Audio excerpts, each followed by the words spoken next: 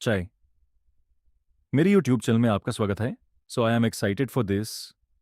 मनहावा एक ऐसी दुनिया जहां अचानक आसमान में मिस्टीरियस पोर्टल्स खुलने लगे और इन पोर्टल्स के अंदर छुपे थे डेंजरस डंजन्स जिनसे निकले मॉन्स्टर्स ने पूरी दुनिया को हिला दिया। लेकिन इसी केओस के बीच कुछ लोगों को मिला एक खास गिफ्ट। उन्हें कहा गया स्टीको हंटर्स। हंटर्स वो लोग होते हैं जो इन डंजन्स में जाकर मॉन्स्टर्स को मारते हैं और बदले में पैस, फेम और पावर कमाते हैं। लेकिन हर हंटर स्ट्रांग नहीं होता। कुछ लोग बस नाम के हंटर होते हैं और उन्हीं में से एक है हमारा मेन कैरेक्टर जिनम्यू। जिनमू एक रैंक एफ हंटर, मतलब सबसे वीक। लोग इसे सीरियसली नहीं लेते। इसका सिस्टम भी हमेशा ब्लैंक रहता है। हर बार जब ये अपना स्टेटस चेक करता है कुछ भी नहीं दिखाता, सिर्फ एक खाली स्क्रीन। दूसरे हंटर्स इसका मजाक उड़ाते हैं, ओए जिनमू, तेरा स्क्रीन अभी भी खाली है क्या?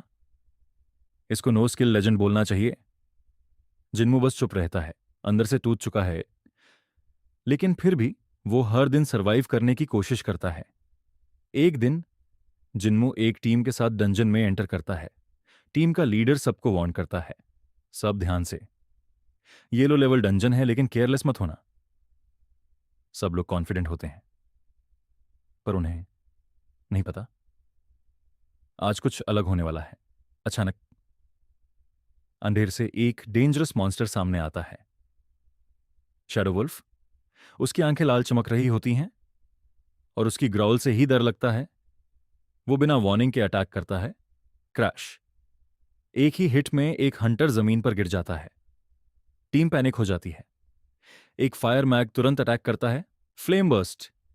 आग की लपटें वुल्फ को घेर लेती हैं, लेकिन मॉन्स्टर रुकता ही नहीं, बल्कि और भी ज्यादा वायलेंट हो जाता है। सिचुएशन कंट्रोल से बाहर जा रही होती है और देखते ही देखते टीम का लीडर भी गिर जाता है। अब शैडो वुल्फ सीधा जिन्मू के सामने खड़ा है। सब कुछ खत्म होने वाला लग रहा है। जिन्मू के दिमाग में सिर्फ एक ही सवाल घूम रहा है, मैं कब तक ऐसा ही रहूंगा? तभी अचानक एक अजीब सी आवाज सुनाई देती है, जैसे कोई सिस्टम एक्टिवेट हो गया हो।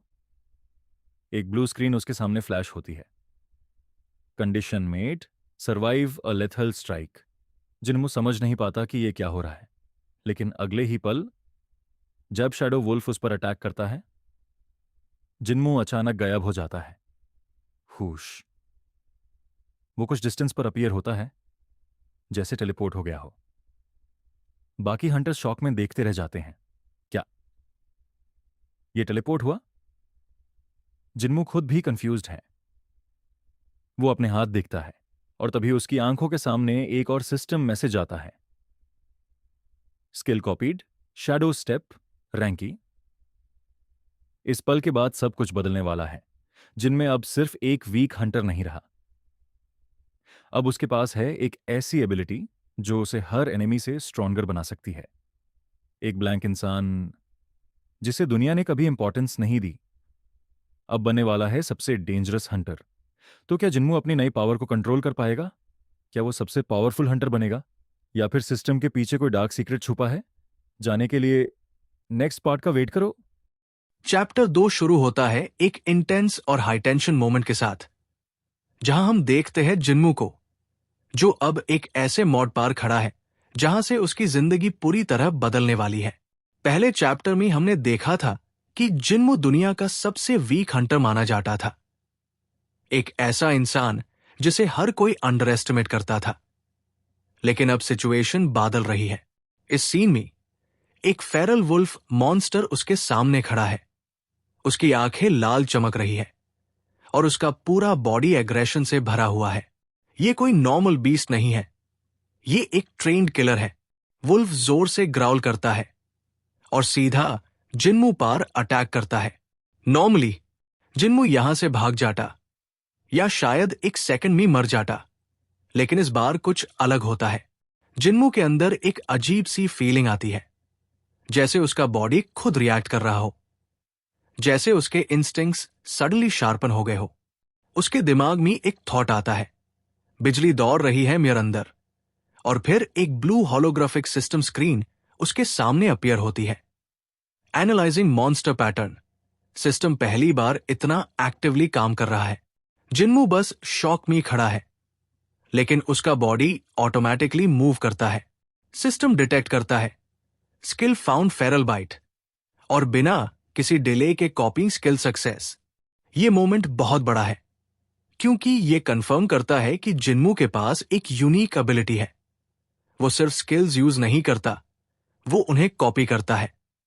लेकिन ये सिर्फ कॉपी नहीं है, ये कुछ और है। वुल्फ फिर से अटैक करता है, लेकिन इस बार जिन्मू रेडी है।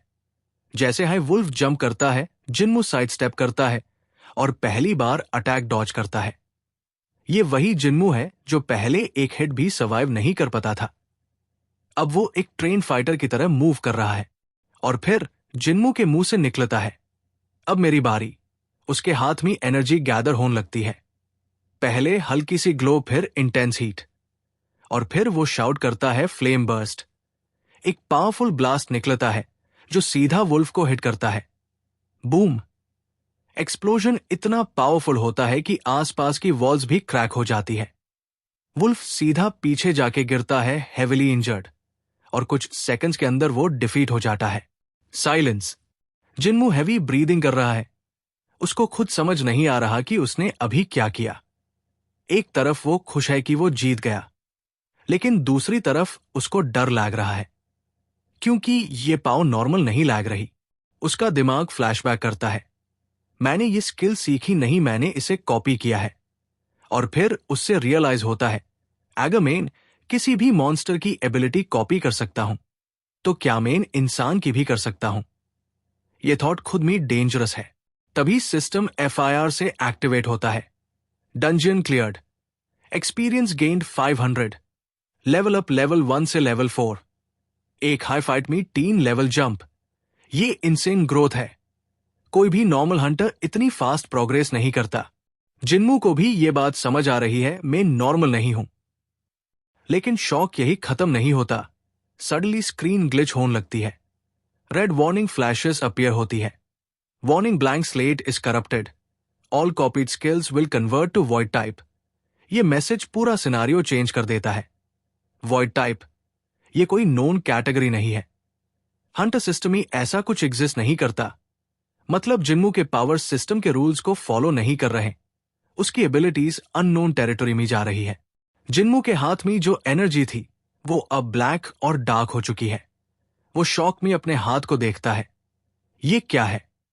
उससे याद आता है, मैंने लीडर की स्किल कॉपी की थी, वो फायर बेस थी, फिर ये ब्लैक एनर्जी क्यों है? इसका मतलब सिंपल है, कॉपी होने के बाद स्किल्स चेंज हो रही है, और ये चेंज डेंजरस हो सकता है। जिन्मू के माइंड में एक और थॉट आता है, अगर ये पावर कंट्रोल से बाहर हो गई तो। लेकिन उसके पास आंसर्स नहीं है। सीन शिफ्ट होता है रियल वर्ल्ड में।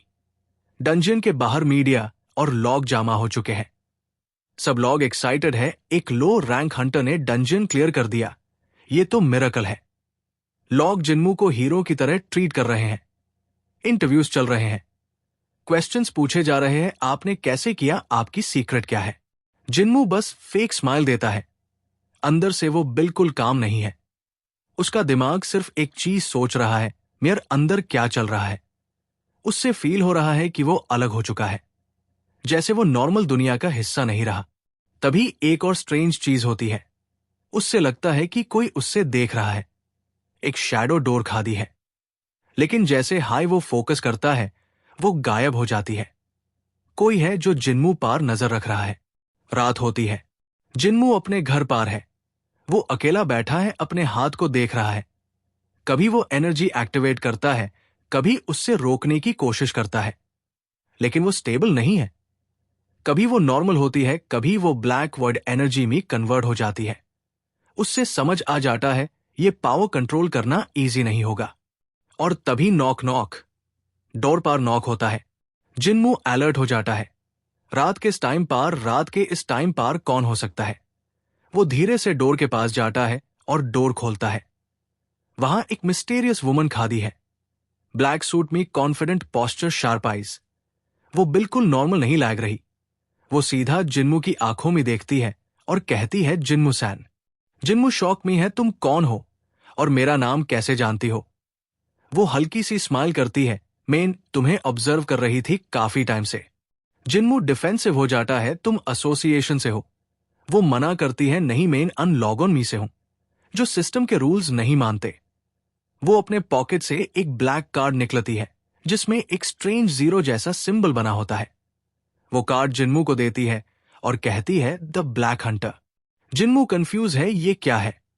वो कहती है, इनविटेशन। एक ऐसी दुनिया में जहां सच्चाई सिस्टम से बाहर है। जिन्मू का एक्सप्रेशन सीरियस हो जाता है। वो पूछता है, तुम मुझसे क्या चाहती हो? वो जवाब देती है, मैं चाहती हूं तुम सच जानो।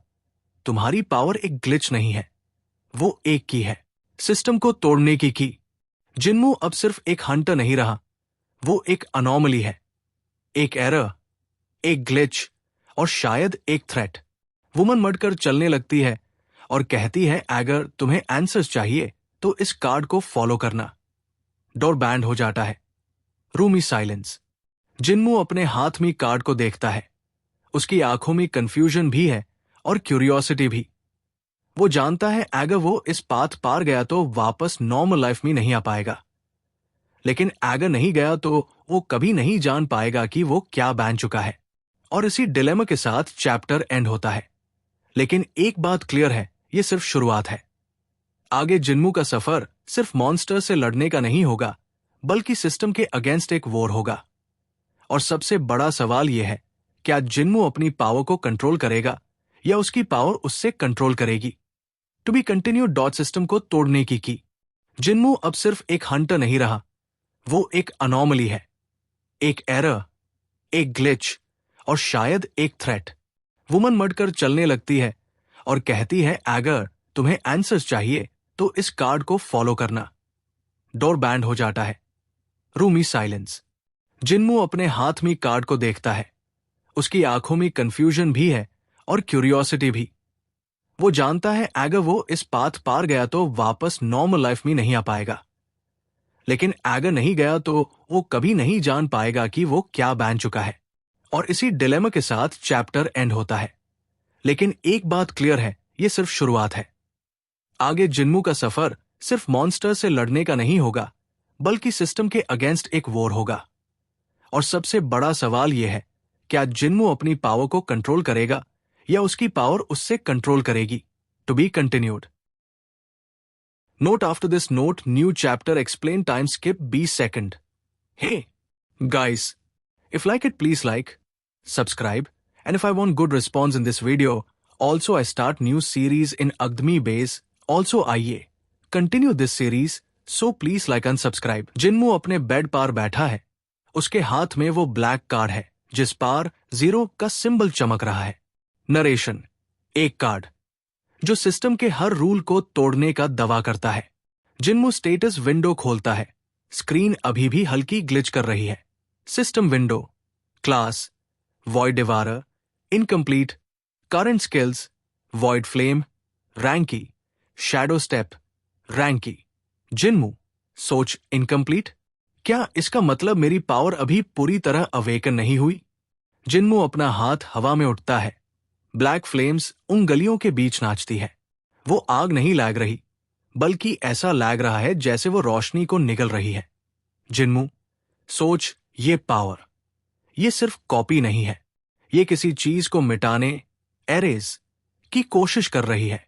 सुबह का वक्त। जिन्मू एक पुराने सबवे स्टेशन के बाहर खड़ा है। जगह एकदम सुनसान और डरावनी है।